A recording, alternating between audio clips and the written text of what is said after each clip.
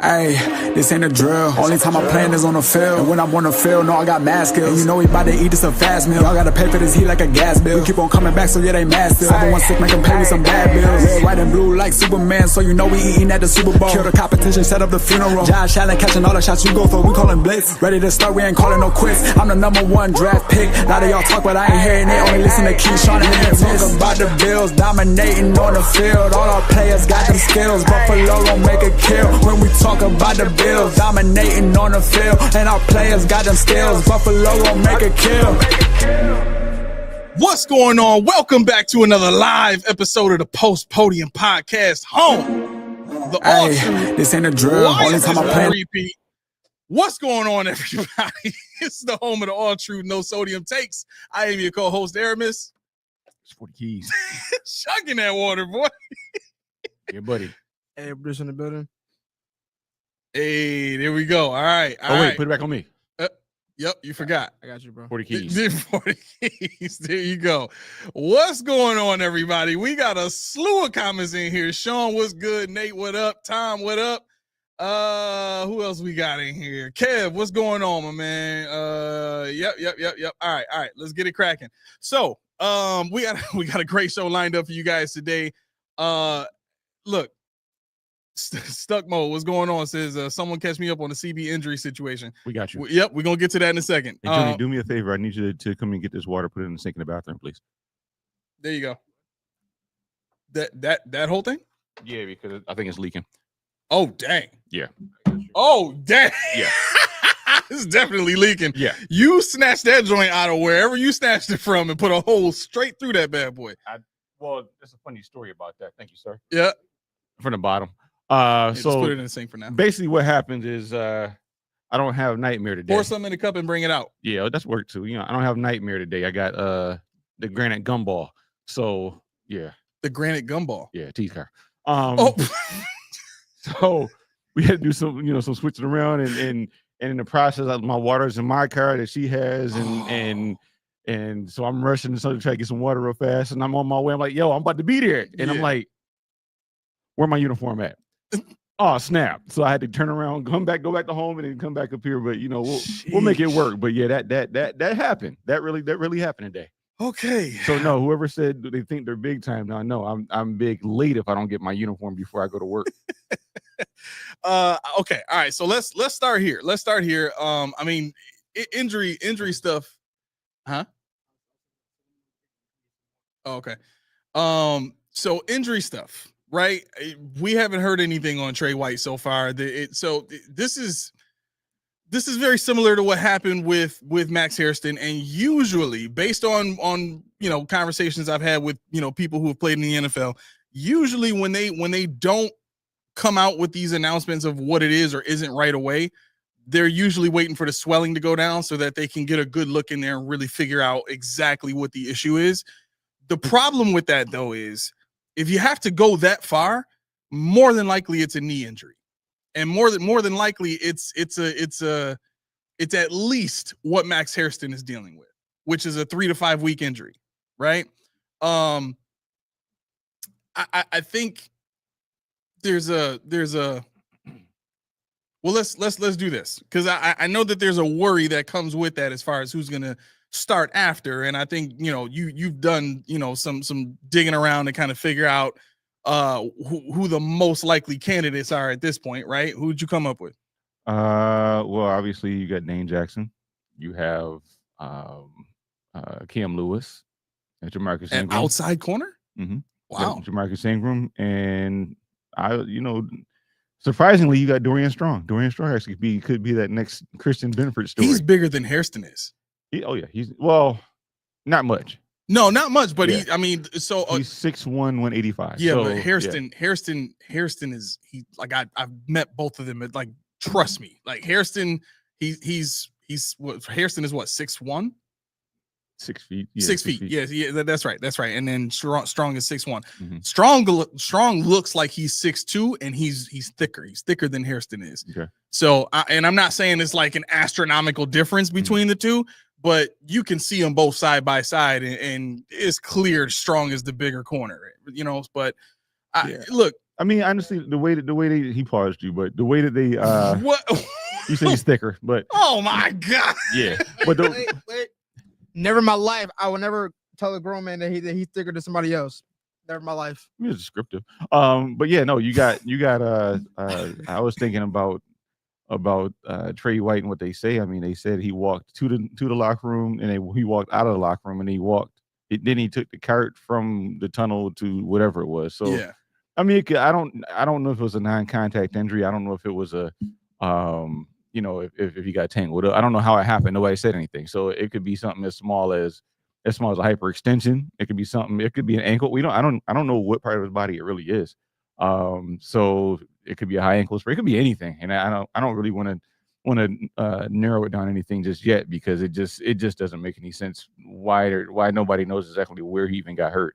If it was that serious, you would see somebody who saw somebody grabbing something. Whether it be doing a knee test, because everybody knows when you get the knee, you hurt a knee, they do that knee test to test your ligaments. And the ankle, whatever, you flex there, I guess. So it could be something. I don't know. I have no idea. So I guess we'll wait for the thigh doctor to fill us in. Doctor. Steve says Trey's injury could really hurt the room. Gabe Davis coming to visit. Hamlin and Jackson could start. Say your room is garbage without saying your room is garbage. This is a playoff team, right? It is. It was last year. The same people, and you can thank three things for it. What's that? The Dolphins, the Jets, and the Patriots. Exactly. You can think those three things, Yep. and that's going to hold true until they change it. Their level of mediocrity in their front offices, or I mean, you could even say that the Dolphins tried. I will give them that. They went and got somebody that was innovative, that brought a completely different system to the NFL. And when I say system, I just mean a way of playing. Like nobody ever thought to build a West Coast offense with that much speed.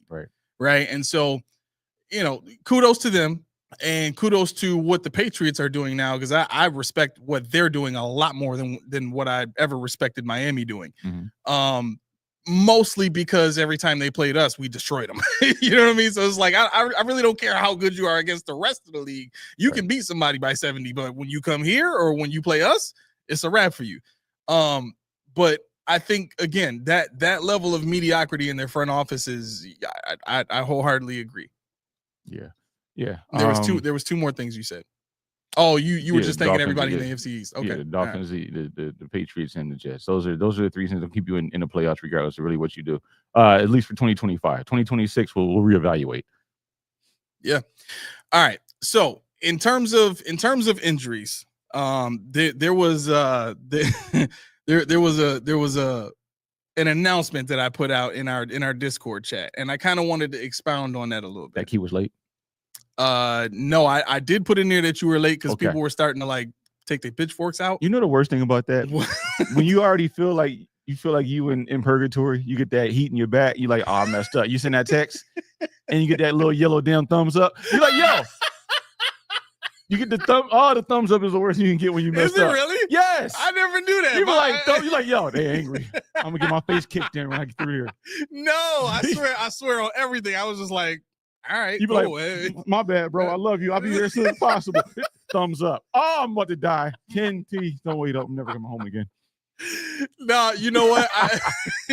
I never thought about it like that, but I will never do that again. That makes a lot of sense. Chat, am I lying? You be like, oh, I've already screwed up, and then thumbs up. Oh, okay. Fair, absolutely fair. I will never do it again. Just thumbs up. Hey, next time for no reason. Just thumbs up them. Man, listen. Just silence. Just no response. Just thumbs up. Listen, I've never in terms used thumbs up ever. So I don't know why would that. That'd be the most corporate thumbs up. You like, listen. That's the only one who uses thumbs up. No. Yep, K as well. Right. Yeah. Right. Or they just saying K. So. This is in general do that. My wife is taking it to the next level, mm-hmm. right? And a lot of this comes from hanging, because both of us hang around Damaris way too much, and so there's this game called the right game, right? Mm-hmm. And when somebody says something and your only reply is right, like there's different levels of right. There's the sarcastic right of right. Mm-hmm. There's the right of you getting on my nerves, so just whatever. Right. Like, okay, shut up. Right. Mm-hmm. And then there's the right of I'm politely ignoring you. Right. Mm-hmm. You know what I mean? Like just kind of just, passive aggressive, like just, okay, whatever. Right. Right. And then, well, right. But that's why you call it. That's why we call it the right game. It's like K is too specific. Like when you say K is like, it can only mean one thing. Yeah, but the right game can mean several different things. I think in the black community is all right now. Yeah. All right now. Yeah. All right now. That's There you you go. go. That's it. That's it right there. Go-to. Yep, that's it right there. That's the right Like, game. did he laugh? Oh, I'm in trouble. All right now. All right now. Like, oh dang. Yeah, watch out for litter today. Yeah. So I say all that to say, like that's how nuanced my listening has to be whenever my wife says right. I got wait. Say it again. Right. My antenna's gotta say it again. Right. One more time. I need to hear it thoroughly. Right. Oh my god. Who those 5 letters meant so much? That's it. Right. That's it. Who knew? All right. So when it comes to injuries, I think we kind of deal with a bit of PTSD just in general, right? And this goes back to the drought period for us. And what I mean is, think about some of the players that we've had that were like, yo, if we could get this dude on the national stage, if we could get people to see how good this player is, like we would get a lot of credit for having drafted this guy or having found this guy or whatever the case may be. And we've seen too many times having a player like Sammy Watkins, who was supposed to be amazing in the NFL, come in and the first thing that happens to him is he gets blasted in his ribs and he's never the same after that, right? Because it took him forever to heal, and I think he got an ankle injury shortly after that, and he just wasn't the same. Didn't they blame EJ for that? Yeah, because he threw it high, and he got kicked in the rib by his own man. So that was EJ. Yeah, that was an EJ. The culture of Buffalo, of course.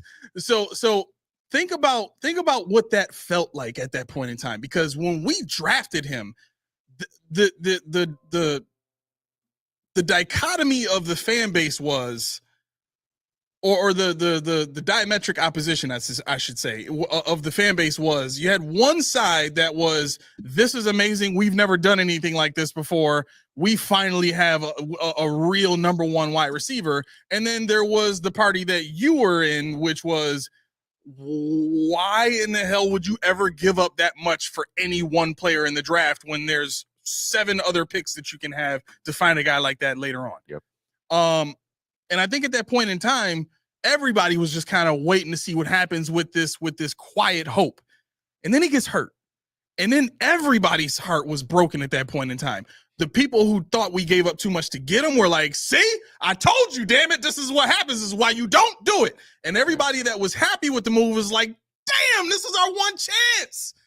Because we knew it wasn't going to be the same after that. Like, you get blasted in the ribs like that, you're going to play a little more cautious. You might not come in thinking you the guy no more because you got hurt. You know what I'm saying? So there was this shift in the spirit of the fan base. And I think that kind of culture, because that was so ingrained in all the losing that we were doing and watching all of our good players go out there and play their hearts out and get hurt, right? I think a lot of that spirit carries over into the now, because the truth of the matter is what I put in the Discord chat, which is injuries don't really matter to this team. And that's the craziest part about this whole thing, is that we get so bent out of shape about Trey White being hurt and Max Hairston getting hurt and Dane Jackson having to come in and play, when the reality of it is injuries, when it comes to this defense, it doesn't matter. They're not going to be good in the playoffs anyway. And the one good thing that usually comes about when it comes to injuries on this team, especially when you have a lot, like we did in 2023, I think it was, when you have a lot like that, Sean doesn't trust the young boys. He's going to be a lot more likely to be much more aggressive on offense and let Josh go out there and do his thing, a lot like how he did last year. He didn't expect his defense to be any kind of good last year. but they were much better last year than they were in 2020. They had less injuries last year than they did. I'm sorry, they were better in certain areas, but they were the worst they've ever been on third down conversion percentage by their opposition. Right, it's something like 43% or whatever, which is more than what it was in 2020. But all this is to say, in the famous words of Aaron Rodgers, relax. Yep. It's really not that serious. Go ahead. That's why I kept saying relax. I kept saying relax, because I took the liberty. You know how I am. I never do research on anything. I just talk from my brain. Of course, people know us. They know that by now. I took the liberty and I did some research on the 90s Super Bowl Bills. And, everybody's like, well, this is the first thing. Everybody's worried about the starters playing. They need to get in there. Why? Why do the starters need to play in the preseason? Why? I mean, if there's anything you should feel good about, it's the starters. The offense is coming back, except for Matt Hollins, and you got Josh Palmer over there. You don't feel like Josh Palmer's better. If anything, we're better on offense than we were last year. You got James Cook with a contract. You got Dawson Knox who's coming back again. You got everybody's back. Everybody except for Matt Hollins, who shouldn't matter. Defensively, we were pretty bad last year on defense, like you just said. So your starters playing whatever. Your starters are going to be fine. So I'm good with that. And when Marv Levy was the coach, he didn't play his starters. Yeah. It was called Club Marv. His starters were out there with the caps on. They had the gin and juice in the cup, and they were having a good time. Give them Marv Levy was 6-12, and during those years in the preseason. And we still went 13-4. I think we only lost 15 years with that stretch, 15 games in that stretch of Super Bowl years. So what am I saying here? I'm saying that you feel like you need to see the starters because they don't practice on Monday through Thursday. Do you feel like you need to see the starters because they do that? It's not like they're at home playing tiddlywinks when everybody else is doing work. They're still getting their reps, and you just don't see it on the field. Right, and I think that's the problem. Is that so what's funny about that is fans in a lot of ways are crying for transparency, but when you give it to them, it's too negative. Mm-hmm. You get what I'm saying? They want to know exactly what's going on with their team, so they want to see it. Right? The only way they can see it is in a preseason game. Well, guess what? Teams are not going to show that. Why? Because they don't want the other coaches and scouts that are watching these games seeing what they can do. Right. So they're not going to show their fans. They're not going to show anybody. Right. And that is a level of non-transparency that the team risks in operating that way. And guess what? They don't care what you think when it comes to that. Right. They could care less. Yeah, no starters are gonna. As far as I know, to this point, they haven't said whether or not any starters at all are gonna play. Well, Cole Bishop's gonna start. He's gonna play. That's it. Yeah, but we don't know if he's even gonna be a starter. We don't know. I mean, they want to give him the job. It sounds like they've been wanting to give it to him, right? Mm-hmm. But it's really going to come down to how good he looks against backups. If he goes out there and he gets hurt again, or he looks out of place again. I really think Jordan Hancock's got a good shot, except, he's hurt. So we might be stuck with Hamlin and Rapp all over again. And but I'd even be good with Cam Lewis playing back there. I think I would take that more than anyone except Jordan Hancock right now. Yeah, I mean, this is the play style. They've got the same kind of play. So this reminds me of a lot. People were talking about Hamlin and Bishop and Rapp, and I've been a victim, or not a victim. I can be accused of talking mess about Rapp as well. But I mean, the facts are facts. When you look at what we talked about last week, when somebody asked me about the defensive line, the rookies, and how was it a scheme thing where Landon Jackson rushed up and that opened up and whatever. So what I did today, it's weird. This is a true story. I was at work, and for whatever reason, I just put on music. I put on jazz. Remember I said about the jazz and how that works? I put on Miles Davis. I put on Coltrane. I put on the Dave Brubeck Quartet. Okay, this is old school jazz stuff. And why did I put them on? Because that's the heart and soul of jazz. Mm-hmm. So what I did was I sat there and I closed my eyes. I just listened to how everything flowed together, how it's not written out, how they just feel. Mm-hmm. And I opened my eyes on Dave Brubeck. If you watch the original performance, they're all tight knit, and at one point the drummer's just going off. He's doing this thing, and he looks at the bass player, upright bass, and I'm sitting there like, what are they talking about? Because they're just looking at each other. I'm like, they're not moving their mouths, they're not doing anything. But without even saying anything, he knew to shift here and do this, and bass player knew to do this without anybody saying anything. And that drew my mind to, are there other instances where this happens? In sports, Kobe and Shaq. How many times have you seen, Shaq just lobbed that thing up there and Kobe was over there somewhere? Mm-hmm. They didn't say anything. They do that. They just hit whatever. Gretzky and who was it? Gretzky and Yari Curry. You're talking about Lionel Messi and Luis Suarez. Across all sports. Look how big the field is. You think I can see your mouth from over there? You think I can hear you from over there with the crowd? I can feel you. Right. And why do I say this? Bring this back to Taylor Rapp and DeMar Hamlin. Are either one of them good? No. Right. But they had that thing last year. And you take Hamlin off the field, Rapp's gonna suffer. You take Rapp off the field, Hamlin suffers, because they're not good by themselves, but together they had this thing that they understood what they were supposed to do. Because if you look at every game that Rapp is that Hamlin has had a terrible game, who was next to him? Cole Bishop. Right.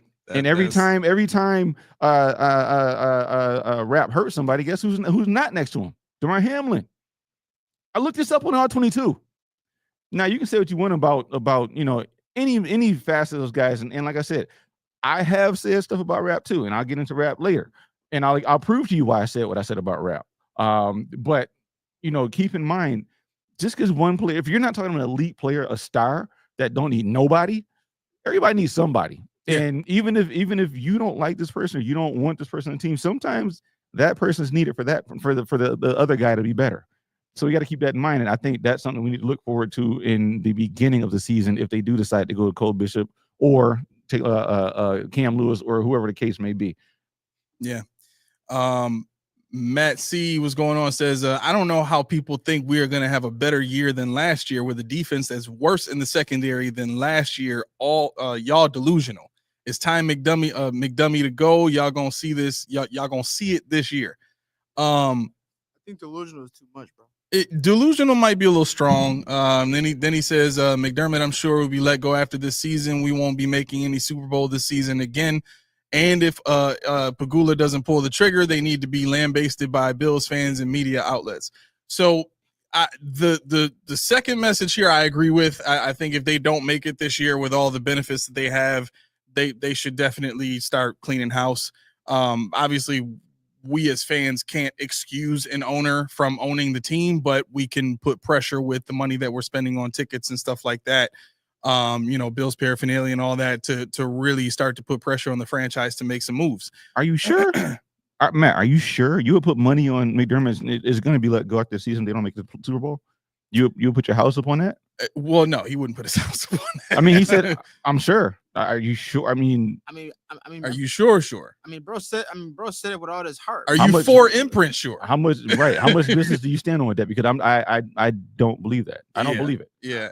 Look, to the first point, I don't think anybody could be 100% sure about the second point, because at the end of the day, it's Pegula's decision.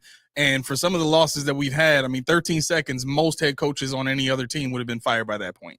And we've only really seen one other team handle their head coaching situation like the Bills have, and that was the Bengals with Marvin Lewis. And it wasn't a terrible situation the entire time he was there. They made some playoff games, right? And they had some seasons that were 8-8 and 7-9 that, we had a chance. But this iteration of the Buffalo Bills and the depth of which they've gone into the playoffs every season pretty much for the last 6 seasons has been the thing that I think people should be paying attention to and saying, yeah, the winning in the regular season is nice, but when is that next step going to come, right? But to kind of address this first point, because this is the one that really stuck out to me. In terms of our expectations for this season, I think the reason that they're higher is because of the quarterbacks that we're going to play.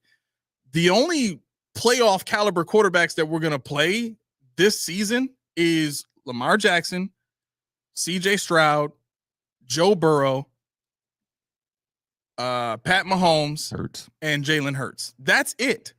We got Joe Flacco on the docket, Justin Fields on the docket, Aaron Rodgers on the docket, Tua on the docket, Michael Penix in year 2, probably Tyler Shuck with the Saints in year 2 or year 1 rather. They got another guy that might start too. I don't think they've announced that yet. But their quarterback situation is terrible.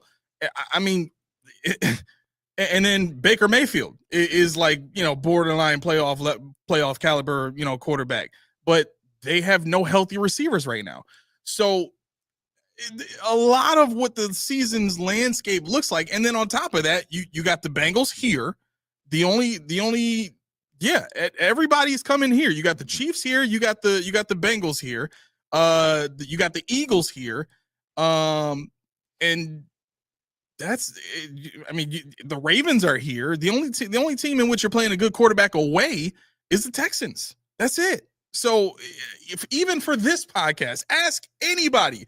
If you haven't been watching us that long, we've been the people that talk the most aggressively about the team needing to be better in high leverage situations. We would be the first people to call out this season's not going to be that great if that's really what we thought. But I think looking at the schedule, looking at who we're playing, looking at when we're playing them, looking at where we're playing them, a lot of this stuff lines up for they should have the number 1 seed, and there really should not be any excuses. I mean, there's literally no way. There's no way we don't come out of the AFC East. That's one thing. And by virtue of that, there's no way we don't win at least 11, 12 games. You know, some people are being optimistic and saying, 15. Some people would say undefeated, which obviously that's tough to do. But yeah, I mean, you're talking about a team that has an offense that's high power, an offense that scored 30 points a game during the last 8 games of the season. Right. And that same offense is coming back, and that same offensive coordinator is coming back. That same quarterback is coming back. I'm going to go down the list if I have to, but they're coming back. And if the defense is as bad as the offense is going to score more than 30 points a game because they're going to have to.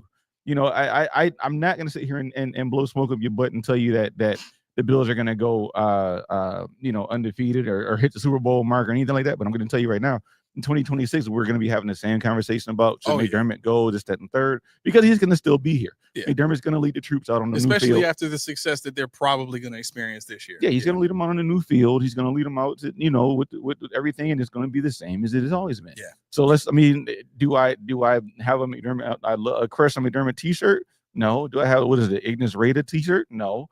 But I'm just in the middle. Yeah. Because I know it is what it is. And I choose to focus on the people. I mean, and Tommy were talking about it yesterday, and I don't follow players. I don't follow, anything but the team. If Cook would have left, I'm like, dang. Ray Davis it is, right. Or whoever the case enter name, because that's how I get down. Y'all saw when Diggs, you were there with me when Diggs happened. I was a big Diggs fan, fanboy. But at the same time, I let it go. We talked about it, and we talked about Mac Hollins. I hop right on the train, and that's how it works. So I just choose not to use the rest of my life thinking about McDermott and if he's gonna be our coach, because at some point something gonna happen. Whether he's gonna get tired of it, they're gonna get tired of him. Team's gonna revolt and they overthrow him. We have Ken Dorsey as head coach. I don't care. Right. Whatever. I'm still gonna be here. Yep.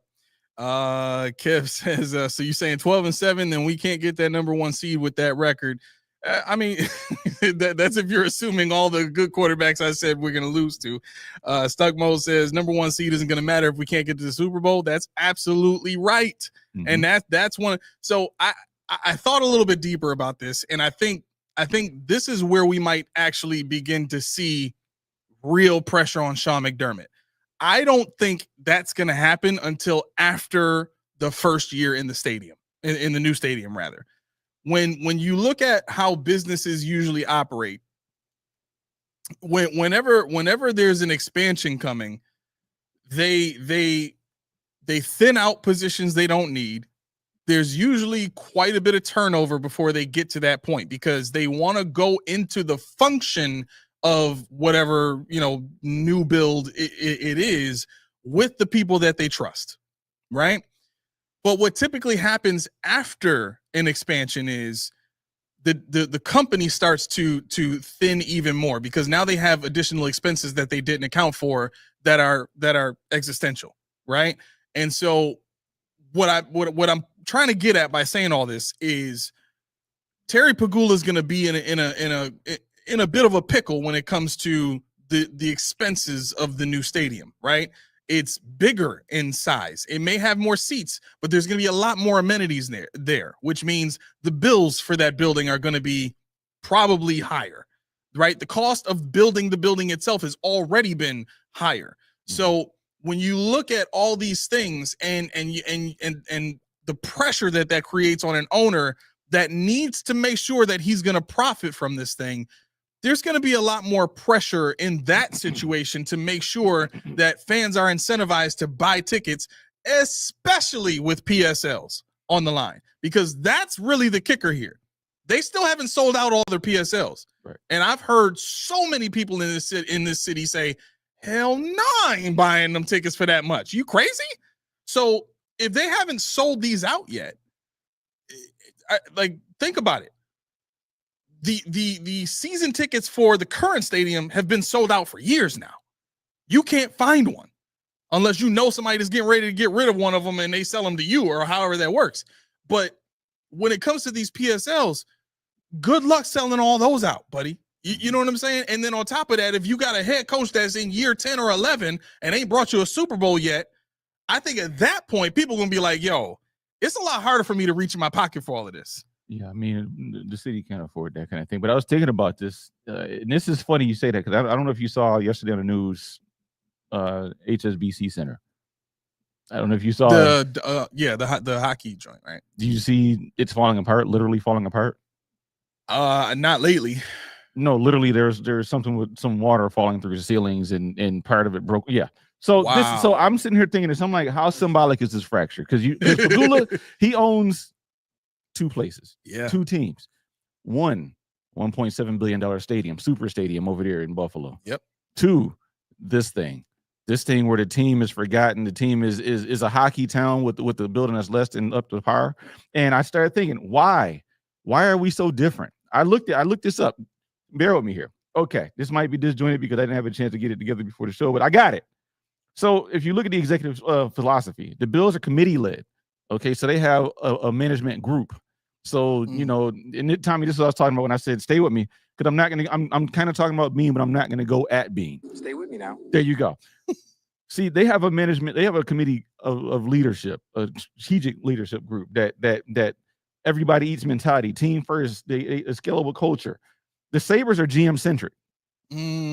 Okay, they're developmental, and they're high risk, upside driven. So the Bills are safe. They're like, okay, we got Josh and we got Palmer. We got these guys that like being here. These guys they're not great, but they're good enough. Yep. Where the Sabres, you know, you're always talking about, we got Darlene, we got Tage Towns, we got all these great young players, young up and coming guys, and then like the bottom six is always being rushed around. It's like a taxi squad in the Sabres organization. Right now, who's doing checks and balances in the Sabres locker room? Nobody, because Kevin Adams has carte blanche. Do what you want. Yep. Bean doesn't, because he's got a committee. So now we're looking at we're going further with this thing, and we're saying, okay, so the Bills have a high retention rate of 70%. The Sabres are about 60%. No big deal, you know. But both teams have long-term extensions. The Sabres have guys that just outright say, I don't want to be there no more. Think about Taylor Hall. Think about Eric Stahl when he left. Think about Paterka, Skinner. You know, they ran him out of town. All we got in the Bills locker room is Diggs. That's it. You know, and you're looking at the depth. The Bills' offensive line and defensive line stays intact. They don't let go of those guys. But the Sabres, they're bottom six, bottom eight, whatever the case may be. They're always in turmoil. Right. They're still trying to find a pair for Rasmus Dahlin. He's been in what, 6 years? You know, so then you go on to say, okay, the business structure for the Bills, management, and like I said, the GM is the guy in Saberland. Performance staff is established, NFL standard. The Sabres recently revamped. They just hired a guy that's never done it before. They hired a guy that probably was in a high school locker room somewhere going, rah, guys, you want a towel? You know, so one side's making the playoffs, 5 straight playoff appearances, AFC East championships. When's the last time the Sabres went? I can tell you, I was 27. Damn. That long? Yeah. So I'm sorry. Wait. Okay, I'm sorry. But this was it. Adams doesn't watch the Beyond Blue and Gold. I'm sorry, what did I say? Watch the Blue and Gold. Yeah, he said Adams doesn't watch the Beyond Blue and Gold during the trade deadline. He had to ask Pagula's permission to make moves. Yeah, but guess what? There's nobody else to check him out. You ask Pagula, he's like, whatever. Obviously, right. What the hell does Pagula know? Why? Right. Like, why is he even involved in that part? Because what did I say? One is committee led. The one that's committee led is the one that's better. The one that is just one guy in Pagula, they suck. Yeah. And Pagula don't get it. Because obviously Tua side is a Sabres fan, I think. But at least you know he knows these things. If he watches Beyond the Blue and Gold, Right. you gotta be. And it's lean. Are you telling me it's not a leaner process? Because you look at them versus them, and one's got a bunch of people in there. One's these two mutton heads with their heads doing this. Like I said, this isn't a show about me. This isn't a show about me. Well, from my side, not a show about either one of them. Yeah. But I'm trying to draw out why it is that I don't think Sean McDermott is going anywhere. Why I don't think Brandon Beane's going anywhere. I don't think anybody that's in the organization that wants to be here is not going anywhere. Mm-hmm. Because on one side, you got the manager who is a sitting duck. They do everything wrong. They zag when they should have zigged every time. Right. And you got this other side where they're in the playoffs and we're arguing about them because we don't care about the Sabres anymore because who's Tavius Thompson? Who is Cooley? Who are these guys? Nobody cares. Nobody knows. Yeah. And that's a sad reality of the fracture because one side of the tracks, you got this big stadium. The other side of the tracks, you got this downtrodden thing. Bring the odd back. Listen, I bring the odd. This might be one of the harshest realities that we may have to face. Now, I haven't done any research on this, and I don't have anybody willing to talk about this just yet. But it is quite. It is very possible, I should say, that Terry Pagula bought the Sabres just to get into the market to be able to buy the Bills.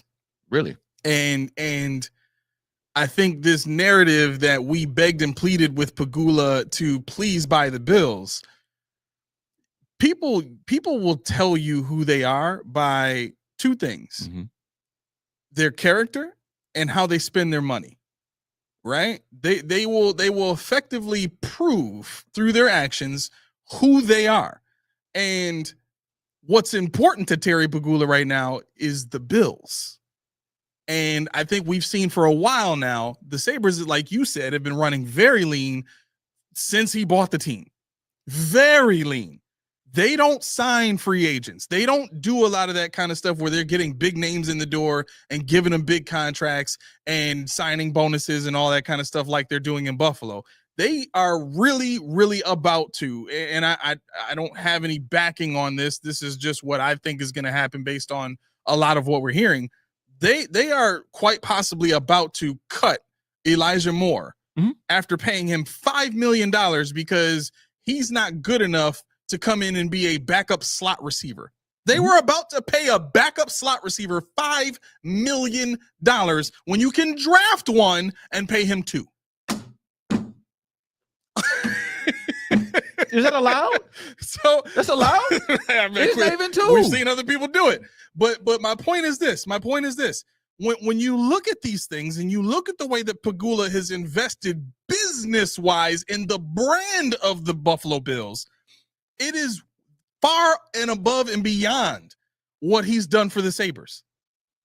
What he's done for the Sabres is take over the waterfront area there. Build buildings around the area that pay him directly. Not the Sabres organization, him. There's only one rink in that building he built connected to the arena that people can go in and watch the Sabres. Or there's two, rather. There's a practice rink and then there's the other one. Oh, let me feel this. Yeah, which one? Hold that thought. Somebody said, didn't the Sabres suck before Terry bought him? You know what's funny about that? What year did Terry buy him? To a side. Well, you know what? What year did Terry buy him? 2011. What was the last time they made the playoffs? 2011. They've never made the playoffs under Terry Pagula, but they made it the year before he bought him. Oh, wow. Oh, wow. That's a huge point. That's a huge point. Tua, how'd I do? That's a huge point. Yeah, so I mean, look, it just looks very suspicious when you look at the entirety of the situation from that angle. The fact that Pegula has invested so much in the brand of the Bills, and I've maintained for about a month now that I think Terry Pegula is building this brand off of what he sees Jerry Jones do with the Cowboys.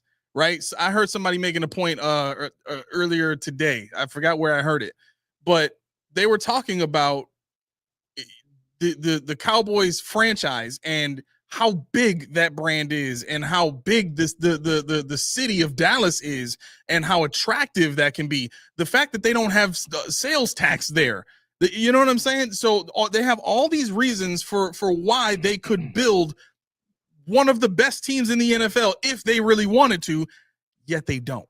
Right? Why? Why would Jerry Jones not prioritize building the best possible team he could, paying as many people as it took to truly bring a championship to the city of Dallas? Why would he do that? Well, the only incentive to do that is a lack of incentive, right? If he already has the biggest brand in sports, if he already has crazed fans that'll believe what he says over what any singular player says, if he already has a system in place that makes him enormously filthy rich and wealthy, and he doesn't have to win a Super Bowl, and he hasn't done it since the 90s, what incentive is there for him to have to build a championship level team? There isn't. Right. There isn't. So what I'm saying is truly pay attention to how Pegula is building this thing, because we've gone 10 years now. We're going on 10 years now of him owning the team. And it's been 2017. So yeah, it's almost on 10 years of him owning the team, right? Because he bought him in. Yeah, he bought him right on Rex. So Rex is what, 2016? 2016. Yeah, so 2016. Yeah, that's when he bought it. Yeah. So we're coming up on 10 years of him owning the team now. No Super Bowl. Right? When is the what's the word I'm looking for? When is the accountability going to come about? So go ahead. No, I was going to say, when you're looking at a guy that has that kind of hold on the Sabres and Bills, Lynn, we know football, we got it, Lynn. Now, see, this is the thing, and this is not coming at Lynn, bro, but this is the thing. I'm trying to make a point here. And it involves hockey, because we're talking about Pegula in this regard. We're going to talk about the football game. Lynn, stay with us. Trust me. But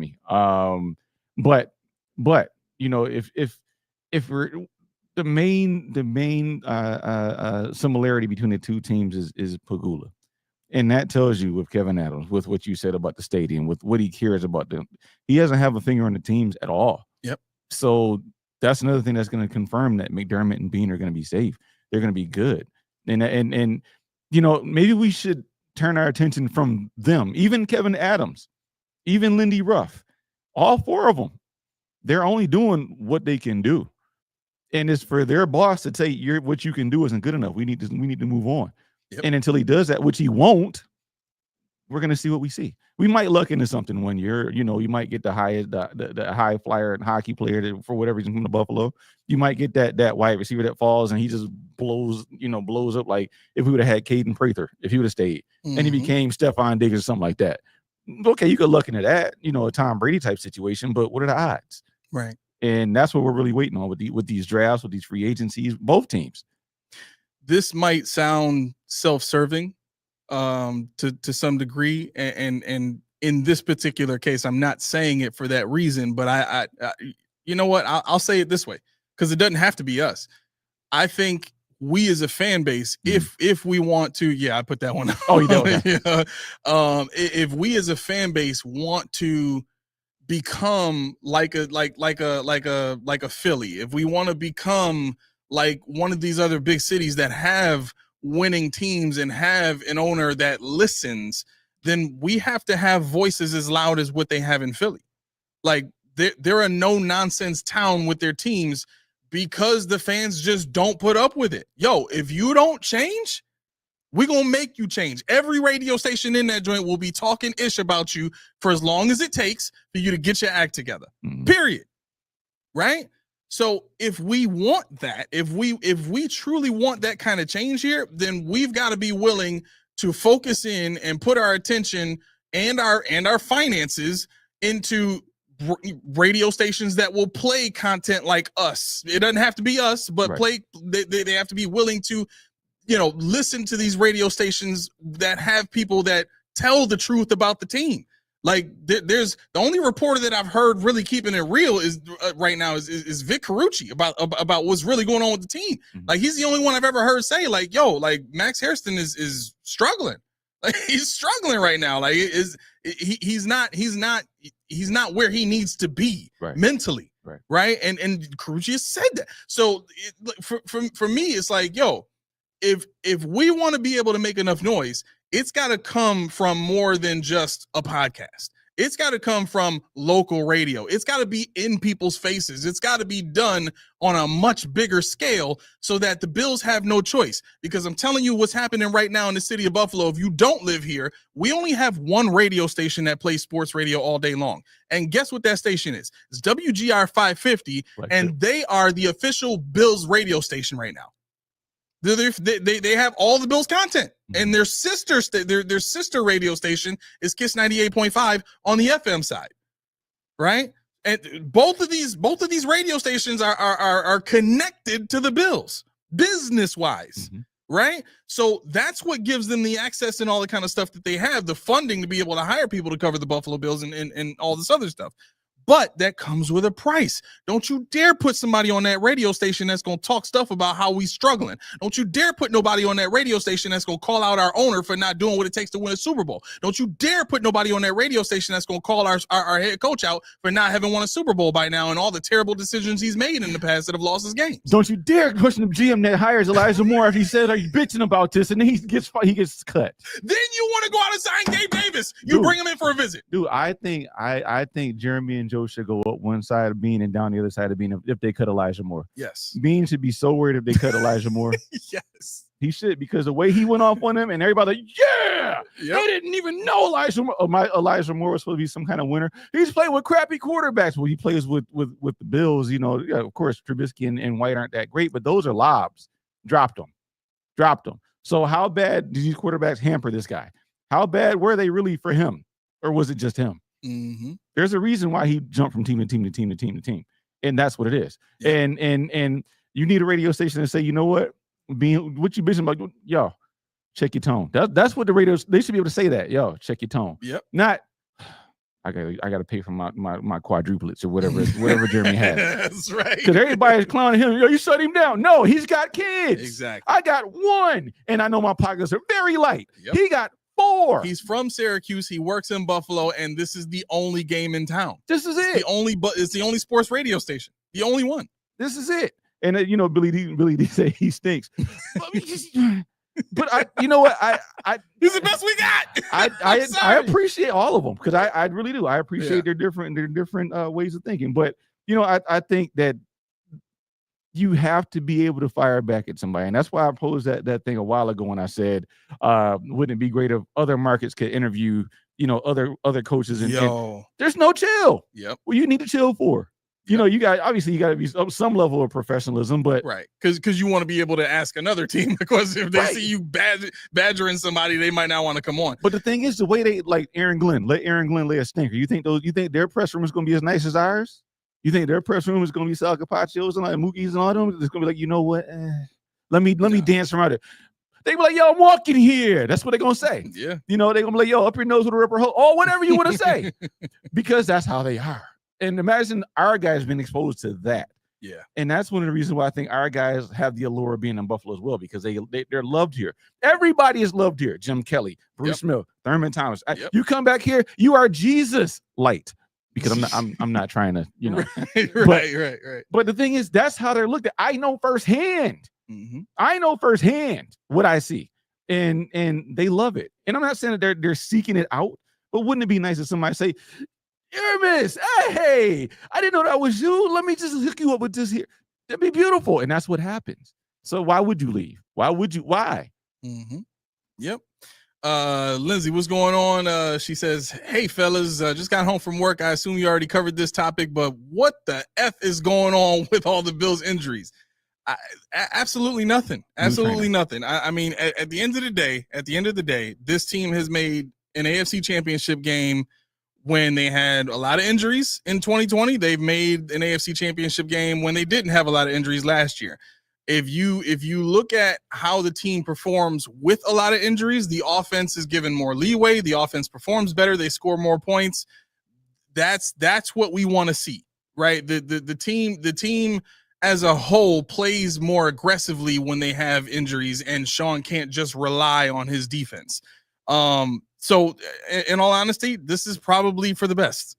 Yeah. I would hope that this continues just for the sake of Sean being forced to do things differently than how he wants to do them. Right. Yeah. No, I that'd be a good thing though. I mean, a little pressure is good because what do they say? Yeah. Pressure builds diamonds. Yep. You know, and like I said, you can spin that however you want. You know, somebody said in the comments, I don't know if that's that, but don't worry about it. Okay. I can kind of tell you what the point was. He said, if we win the Super Bowl, shouldn't we still want McDermott going? I don't really care. I mean, if we win the Super Bowl, I'm gonna be happy we win the Super Bowl. How are we gonna get another one? That's the first thing I'm gonna say. How are we gonna get another one? You know, it would be very hard to get rid of him at that point. I mean, if you want to get rid of him, you just don't like him. Right. That's what it is. You just don't like him. You just don't like the person. And that's fine. That's fine. I don't care what makes you like the Bills. I don't care what makes you like the show. You don't like him, do your thing. You know? I just more so don't like how he conducts his business and how he builds his team. You know what I'm saying? Like, to me, this, so I wrote something down about, so did you've caught up with Hard Knocks, right? No, not yet. Okay. So for you guys that don't know, T has resubscribed to HBO Max, and I didn't know it was even gone. Oh, okay. She's like, okay, look. I'm like, what? She's like, we can watch this. I'm like, I don't want to watch that. She's like, what do you mean? Every time I get excited to show you something, you don't get. I'm like, I'll watch the stupid show with you. I will watch the show, okay? We will binge the first 3 shows this week. Oh, you got something to do on Saturday? Oh, dang. I guess we can't do it then. Sunday, I'll be asleep. I'll sleep all Sunday. But, I mean, I didn't catch it. But I've seen clips. I've heard a lot about it. So you go ahead. Your point won't be lost on me. So Sean had a speech. And I'll try to be brief about it. But huh? Oh, in Hard Knocks, no, that's all you get from Sean is that and a few comments on the sidelines. No other content whatsoever. By design, right? Get that camera away from me. I don't care. Find me. Right. So Sean's speech was about the behavior of the team, and I thought this was very unique because we've heard about this culture and we've heard about the camaraderie of the team. We've heard about all the effects of the culture, but this might have been the first time that we've heard about the recipe involved with the culture, right? And when Sean was going on talking about the energy, he talked about the energy. He showed some tape and he just talked about the expectation of guys having a certain or showing a certain level of energy. And he was referencing some of the vets. He said, there's still some guys in here that I'm waiting to see that from that I haven't seen that yet that have been here. Right. And when I heard him say that, it's like, so wait a second. So he's judging a player's readiness or a player's ascension to a level of his being happy with it. And a big part of that is their energy level. Like that blew my mind because at that point we're so far removed from skill and talent. At that point, when you watch Joe Brady talk about some of the stuff that he talked about in his meeting that they showed with his coaches, and they were pointing out certain things that they had to coach into the players, you'll know it when you see it. But he reminded me. That's cool. Do you want me to just say it then? Say it. Okay, so Joe Brady was in the meeting with the other offensive coaches was talking about he showed one play of the players after the play was over there was like 3 or 4 guys there coming to help the player that made the tackle up and just kind of congratulating each other and all that kind of stuff. He's like you see that right there, that's the kind of stuff we want to see. He showed another play where I can't remember if it was offense. It might have been offense where the runner got past the line and he was trying to shake a safety or something like that. And the only guy kind of following the play was number 61. Mm-hmm. And like the whole rest of the offensive line or whoever the defense line, whoever there was, like there was some linemen there and there was some other players. It might have been like the scrimmage that they did. The guy that snapped the ball clean over Mike, or was it Shane Busel's head at the end of the game in week 1? That's 61. Oh yeah. So he was staying with the play and everybody else was kind of just back watching the play. And Joe Brady called that out as, this is what we got to coach up. We don't want to see anybody standing around until the whistle blows. Everybody needs to be moving to the ball, moving to the play, being involved, blah, blah, blah. And from a football standpoint, I understand the sentiment of it. I understand the spirit of it. You don't want players taking plays off. You want players to be involved all the way through because you never know what could happen. And if if half the offense is just standing around watching what happens and a big play happens, a fumble or whatever, it's going to take them that much longer to react, right? But the flip side of that is you're trying to coach into players behavior, not skill, not performance expectations. You're trying to instill in them behavior. And when you do that, that goes above and beyond what a team is supposed to be. That borders on the line of cultish behavior. The first faces that I think that are screwed are rookie defensive tackles, because TJ Sanders he's the poster child for. All right, cool. He's so cool, calm, relaxed. This whole draft class sends Landon Jackson, sends Max Hairston.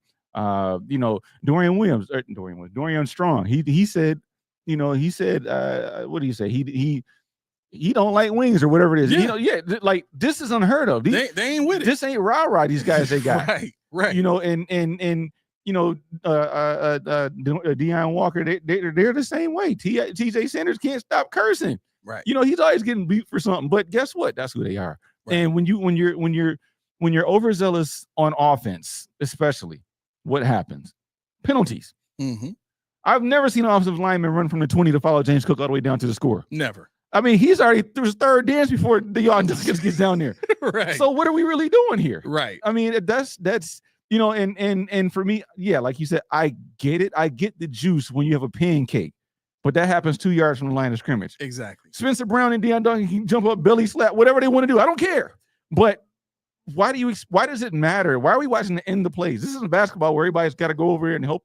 This isn't that. Yeah. This isn't that at all. This is dog eat dog, and we got to do this thing. Yep. Alton says Babbage was ripping into the defense in episode 3. Yeah, I mean, look, that's the stuff I don't mind. But if you're ripping into the defense or the offense, whatever side of the ball it is, if you're ripping into them, if you're ripping into an offensive lineman for missing a block or having bad technique or too many offside penalties, RVD, or if Babbage is ripping into a linebacker for taking the wrong angle, or a safety for messing up the coverage, or like that's stuff that needs to be burned out of a player. Mm-hmm. Like, I don't mind if you're ripping into a guy about that kind of stuff, but if you're ripping into a guy about not running 50 yards down the field to make sure that you're able to pick this player up off the floor and congratulate him for making a tackle, what the hell are you doing? Like that is not what I want you to be focused on as a team. Yeah, I don't care about none of that. Like, show me where it says anywhere, or where the history or the advanced analytics say anywhere that energy was a part of a Super Bowl winning team. Did Ed Reed do it? Not at all. Malu, Aaron Donald, Mario Williams. I can go on. Reggie White, Bruce Smith. You want to go older? Deacon Jones, Night Train Lane. I guarantee you Night Train Lane didn't do that. They were not the most energetic guys on the team. They were not. They wanted to hurt people. Exactly. Jack Tatum wanted to hurt people. Yep. Did hurt somebody. So which side do you want? Do you want, well, I shouldn't even ask, because we know the answer to that, because they tell you straight out. They want the choir boy to the Cub Scouts, this, that, and third. We know that. But if you need that, you need to go a step harder. You need to really invest in your scouting department, because I need talent that actually has that trait as well. Because I need somebody that that's why they love Josh Allen so much. That's why because Josh Allen is the embodiment of what they're looking for. A quiet guy, a guy who's top in his craft, a guy who's selfless, a guy who will give anything for his brother, man. That's what they want. Somebody that's also elite with all those traits. How many guys are there in the league? Half the guys in the league wouldn't make the Bills. Would DK Metcalf fit the bill? No. What about, let's see. Let me think. Nick Bosa, would he fit the bill? No. Let me think. Jameson Williams, what about him? No, definitely. Wow, Jameis Winston took crab legs back in college, and they allowed him to do it until he just told him I took it. So that you're out. Let's keep going.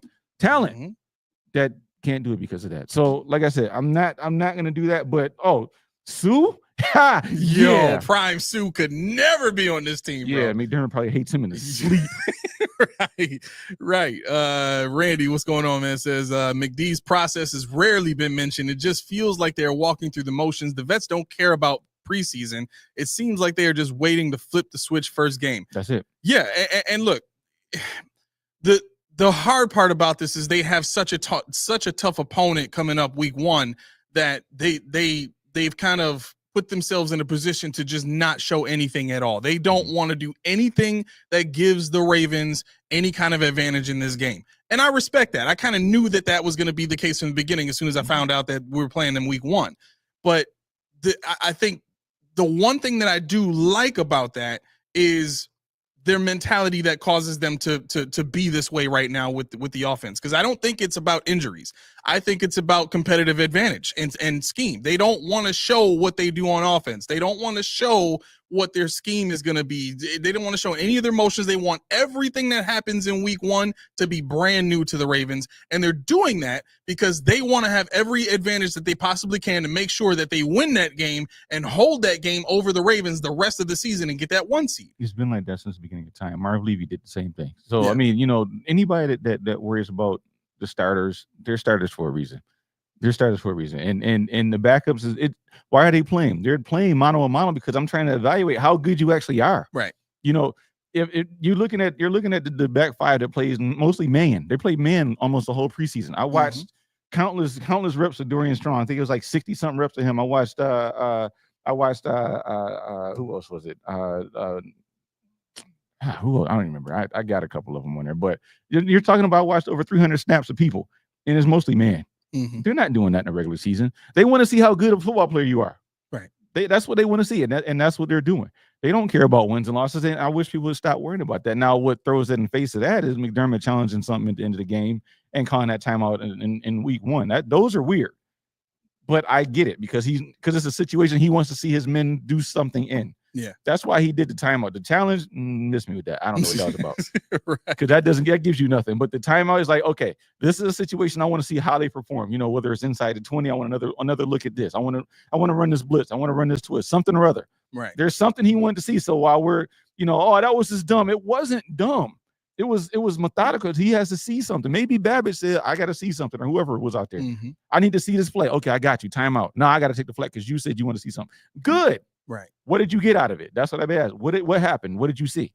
And we'll find that out in week 1. Now we got Trey White playing. Or Trey White's down. Now we got, Max Hairston down. Now we got Dane Jackson possibly playing. Maybe it was someone Dane Jackson. Maybe Corey Couch put him on the practice squad. I don't know. Guess what? It doesn't matter if it's Benford. It doesn't matter if it's Dorian Strong. They're going to be playing bail technique. Yeah, they always do. They always do. So it's not a matter of, oh my God, we're at such a deficit at CB2. It's going to make that big of a difference. The technique is going to be the same. One of the things that I love and hate about this defense is the players that they pick and put in it are guys that are good enough to run the system no matter what, whether they're a 6th or 7th round pick, an undrafted free agent. Levi Wallace is here and played serviceable as a CB2. So it's not gonna be a Kaiir Elam situation where you put a guy out there and he's got to play man and zone and he just is not great at zone coverage. And I think when you look at this week 1 situation with the injuries that we have, look. When you're thinking about how the Bills can cover what the Ravens have, we know the Ravens offense is built off of the run, right? One of the things that we saw in the playoff game was the Bills have a scheme that works to stop their run in the first half of that playoff game. right? And the other part of this, though, is that we've also seen the Bills have an idea of what works against that defense on offense, right? And furthermore, it only takes 1/2 to kind of set things up to carry that lead throughout the rest of the game. Now, the one thing I'm going to be looking for in this game in particular that I think should be different, and because I'm kind of going based off of where's Steve's comment here. Steve says, can't wait for the Ravens to torch the process. This is what I'm worried about, and this is what I'm going to be looking for. How aggressive is Sean going to be in the second half of that game, right? Because we were just in a playoff game against this team where it was looking like we could possibly run away with the lead against the Ravens in the playoffs. And I think the narrative at that point would have been Lamar Jackson choking in the playoffs again if we had continued to do what we were doing. Now, with the adjustments that the Ravens made, and I guess I would say the lack of adjustment that the Bills made in the second half, we couldn't say that because they came back and they basically should have won that game. They were a catch away from winning that game, right? And so I know a lot of people are going to say, well, there was still a minute and a half left. Based on the way that offense was playing in the second half, we can't say with any kind of certainty that they were going to go down and score. We hope because we know Josh is so damn great, but that's a percentage I'm not willing to bet money on. I would have rather have just, let the dude drop the pass or go for the tie and let us try and play for a field goal. But I don't want to take the chance on us playing from behind when they get a chance to pin their ears back and play aggressive and do whatever it takes to disrupt Josh Allen. Right. We saw what that looked like in the AFC Championship game. Chiefs pinned their ears back. They did whatever it took to disrupt Josh Allen, and it worked. I don't want to see that against the Ravens. I don't want to see that against anybody. I'd rather us blow people out than have to deal with late, fourth quarter comebacks. And that's the thing that we haven't seen Sean do against good teams is get a lead, hold the lead, build a lead, and win convincingly. It's always been super close. Why? Because Sean is not willing to trust his offense to run away with a lead. There's something about his code, his modus operandi that he has to have a close game. It has to be respectable. They have to grind down the other team and win in that fashion. And I hate that. But for week one, show me you can run away with a lead if you're going to get one, and show me you can be aggressive in the second half and make adjustments, and I'll believe you're supposed to go where you're supposed to go. Yeah. I well said. That's well said. Thank you. Yeah, I think the Bills' detriment against the Ravens is less than the personnel. It's more so the last and first iteration of Ravens Bills is going to be on the same field with essentially the same guys. And what do I mean by that? The last time the Ravens played was in Buffalo at what I'll call it Rich Stadium because I forget what they call it these days. I don't even care. But the first game of the new season is at Rich Stadium against the Bills. Yeah, Highmark, whatever. And everybody's worried about Trey White. Where was Trey White last year? In Baltimore. Yep. They know him very well. They know what he can and can't do, even if he plays. We don't know if he does or not. It's almost like, do you really want him out there anyway? Right. Even if he plays, he knows them, but he's a step slower. He's a little older. They know what he can and can't do, even seeing the 10-game sample size that they had. So, we have to be able to win, even though they know our hand. And you can't be so much of afraid of your own shadow that you can't play your game. You got to see, that's the thing about Buffalo sports on a whole. The Bills, especially, UB for the longest time. It was always, I gotta play up to them. I gotta react to them. When are you gonna set the standard? We have to set the standard. We know what we're gonna do. Stop it. That's all. I asked you to stop it. I challenge you to stop what I'm gonna do. I'm gonna make Josh Allen run 10 times. Stop it. I'm gonna make James Cook touch the ball 18 times. Stop it. Because last time he was on the field, he ran around with y'all guys. Last time on the field, Taylor Rapp got an errant interception. Last time on the field, Terrell Bernard caused a fumble and recovered it. Last time on the field, your tight end, your number one tight end, dropped the ball that should have tied y'all up. Sit on that for a whole year and then come back and tell us something. So that's where I think the Bills need to be. They need to be more cocky about that kind of stuff. It's not, it's like you said, running away with the score. You got to be willing to do that. You got to be willing to hurt Harbaugh's feelings. Yep. Make him mad at you. Yep. What are you afraid of? Yep. Dank from Edison. What's going on? Says, what's up with the rookie Maxwell? He's still about 2 weeks away from getting back as projected. Can we talk about Maxwell for a second? So, yeah, go ahead. Okay. There's this notion that he should go on IR. Sal was saying something about that. Yeah, I out do the not first agree. 4 weeks. Right. I do not agree. Here's why. What did he do in the preseason? Nothing. Oh, he was hurt. Yeah. What did he do to deserve the starting spot? Oh, nothing. So you put him on IR for the first 4 weeks. Now you don't have him until week 6 because he can't practice. He can't do anything with the team besides go to meetings. He can't condition. Mm-hmm. So now when he comes back in week 4, that week between 4 and 5, whatever the case may be, that's when he can start practicing and ramping up, getting himself in shape.